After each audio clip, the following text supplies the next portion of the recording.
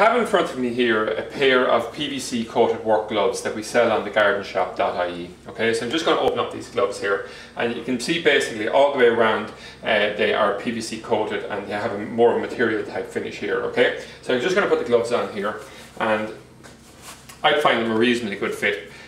So they'll suit most people in terms of the size, and it just comes into one size.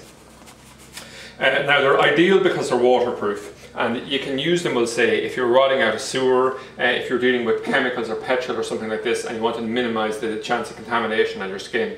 They're quite good for that, okay? Now, one disadvantage of them is that you lose a certain amount of dexterity, because you can see they're not exactly the shape of your fingers, things like this. So it's certainly not horses for courses, but they're a relatively popular glove that sell quite well.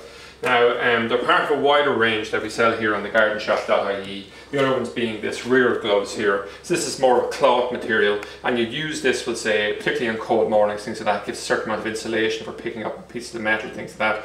And also, we'll say, if you're dealing with thorns and things like that, gives more of protection than the rubber base. Or PVC based the gloves would give you. And finally, anyway, we have these rubber grip gloves that we have over here, and these are good. We'll say they're somewhat waterproof, not quite as waterproof as these ones here, particularly not at the back, but they're more flexible in terms of to maximize the level of dexterity you have, we'll say.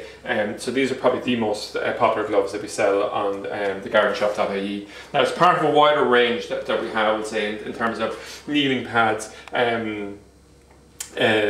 sort of hand tools like this, some safety equipment, and a full range of tools here, such as sledgehammers, pickaxes, shovels, spades, rakes, forks, etc. So, I mean, it's a very comprehensive range of stuff, so we're trying to stock everything really the gardener would need in the way of tools. So that's the end of the overview.